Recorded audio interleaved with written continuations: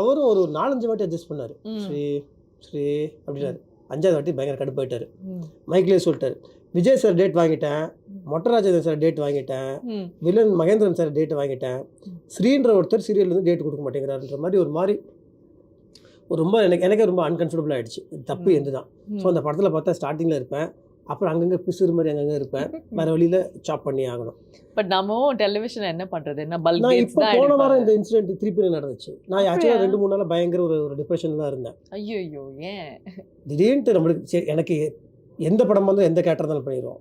டக்குன்னு ஒரு ஆஃபீஸ்லேருந்து ஃபோன் வந்துச்சு, அஜித் சார் படம், அசிஸ்டன்ட் கமிஷனர், நீங்கள் ரெடி ஆகிடுங்க, நாளைக்கு ஷூட்டிங் 28th.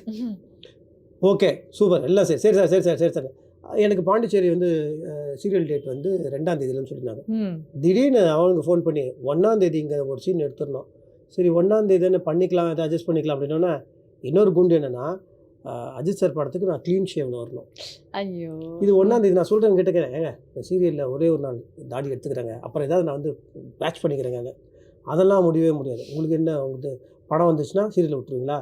வீட்டு விட்டு வெளியே வரும்போது தாடியோடு வந்துருக்கிறீங்க, படக்குள்ளே போகும்போது தாடி இல்லாமல் வருவீங்களா?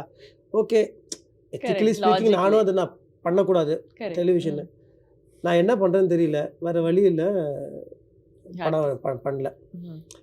அது பெரிய கேரக்டரா சின்ன கேரக்டரா எனக்கு தெரியாது. என்னை பொறுத்த வரைக்கும் ஒரு பெரிய படம், அஜித் சார் படம், அதில் நான் அந்த ஸ்க்ரீன் ஸ்பேஸ் நான் ஷேர் பண்ணுறது எனக்கு பெரிய விஷயம். அது வந்து போயிடுச்சு. இல்லை திருப்பி வரும், இன்னொரு ஆப்பர்ச்சுனிட்டி வரும். அன்னைக்கு சீரியல் டேட்டோட கிளாஷ் ஆகாது. பாசிட்டிவ் அஃபர்மேஷன்ஸ் எழுதி வச்சிருக்கேன், இன்னைக்கு போடுவேன், அதில் கீழே எழுதி வச்சிருக்கேன். கண்டிப்பா நடக்கும். இப்போ வந்து நெக்ஸ்ட் ஒரு சில செட் ஆஃப் கொஸ்டின்ஸ் இருக்கு, நிறைய ரவுண்ட்ஸும் இருக்கு. அதுக்கு முன்னாடி இந்த ஷோக்கு வந்தது எப்படி இருக்கு அப்படிங்கிறது வந்து லைக் என்னை பத்தி ஏதாச்சும் ஒரு 2 வார்த்தை நல்லதா ஏதாவது சொன்னீங்கன்னா, ஆனா மெட்ராஸ் பாஷையில சொல்லணும். யூஸ்வலாக எந்த ஷோக்கும் போகிறதே கிடையாது. ஏன்னா வந்து அது லோ ப்ரொஃபைல் மெயின்டைன் பண்ணுறதுலாம் கிடையாது. சரி நம்ம எதாவது பேசினா டக்குன்னு கலீஜாக எதாவது பேசிடுவோம், அப்புறம் நம்ம கப்புன்றது வெளியே தெரிஞ்சிடும், அதை கொஞ்சம் அடங்கி வாசிக்கிட்டு பண்ணுறதே கிடையாது.